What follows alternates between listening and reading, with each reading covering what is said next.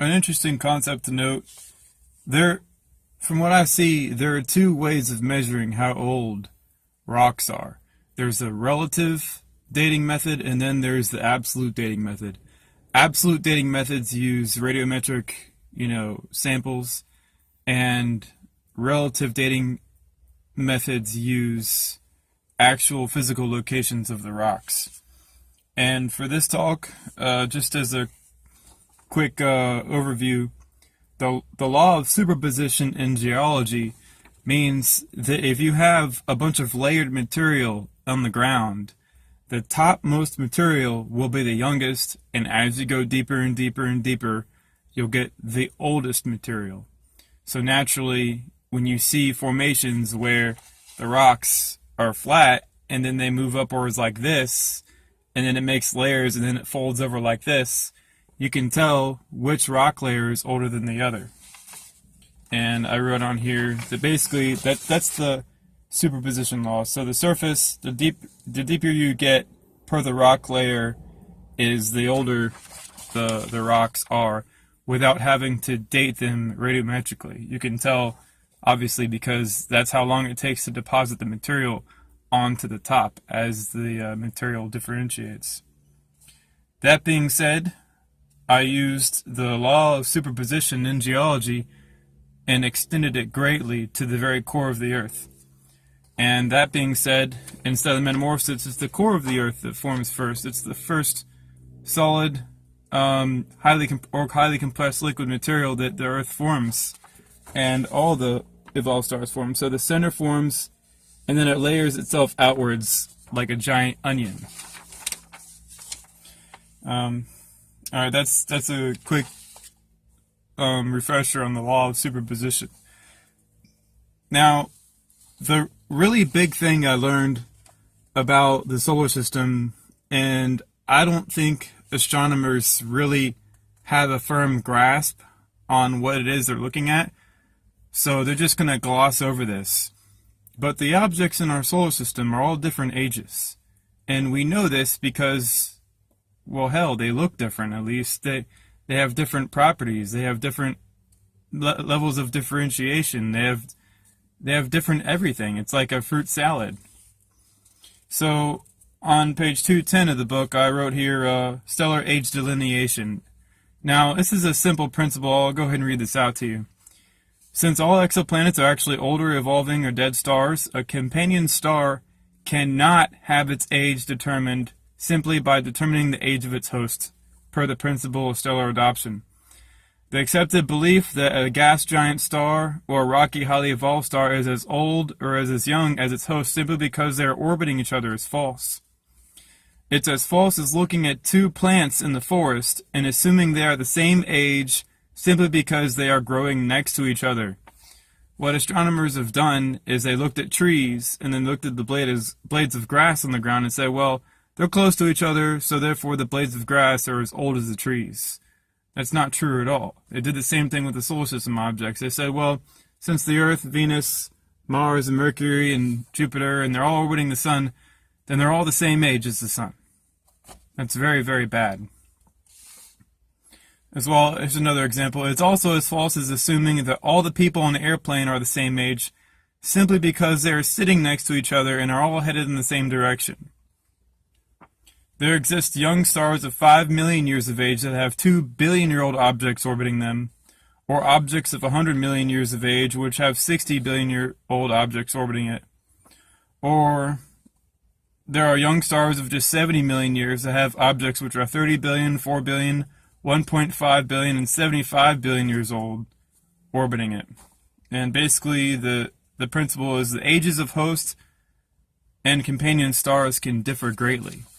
So, looking at the bright, hot object in the center of a system and saying, well, that's that age, so all the other objects that are orbiting are also the same age as that, that's not good science.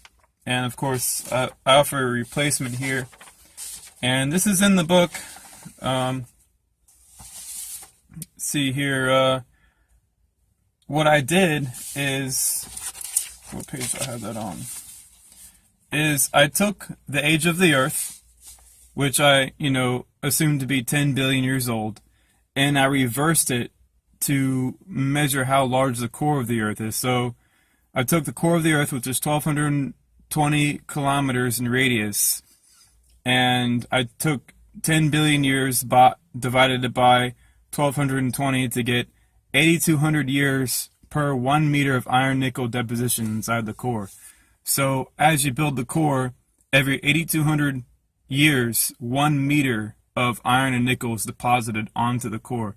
So you can take how large the core is and determine how old. You can set a lower limit, relatively speaking, for how long it took that object to form. And that being said, all we need to do is get the moment of inertia of the object to see if it's differentiated. And we have moments of inertia for a lot of these objects: Mercury, Mars, Earth, Io. And we can tell how large the core is. And if you know how large the core is, you can set a lower limit on the age of the object. And I set the lower limit, and I guessed on Pluto, Venus, and Titan, but I gave a good roundabout estimate for them. I'll link this paper to the bottom of the page so you can see it a little better. But basically, we have here Earth, given its core size and given the constant, which is 8,200 years per meter of material. Has a lower age limit. Obviously, I set that at 10 billion. So Earth is probably even older than that. Mars and Mercury have about the same core radius, so they're at least 14.7 billion years old. Probably much, much older, as I have Venus probably set to be around 25 billion years old. Io, a low estimate for that is 2.8 billion years, and Io's high estimate is 5.3. Ganymede, 4.1 billion years old. Callisto doesn't have a differentiated interior, so Callisto would be sitting around, well, you don't know. Its impact remains. You'd have to use a radiometric, you'd have to radiometrically date that object to figure out how old it is. Given maybe the material's mixed up really well. After you can tell how old the material is, but not how long ago it impacted. And Pluto, a guess here, a core radius of 50 kilometers, puts it at a minimum of 410 million years. Venus, core radius 1.4 million meters, so 1,400 kilometers. That has a lower age limit of around 11.5 billion years, give or take. And Titan is around 4.1 minimum billion years old. And what that means, what this all means, is that we're looking at a solar system that has objects that are very different, that come from somewhere else in the galaxy, and the idea, the paradigm has it to where they all formed from a giant spinning disk around the sun, which is incredibly misguided.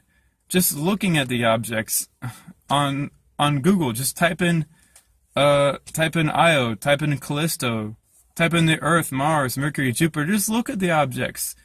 They don't look the same age. I mean, I don't know why astronomers have accepted all these objects as being the same age, especially when they don't have radiometric samples of Jupiter, of Neptune, of Uranus.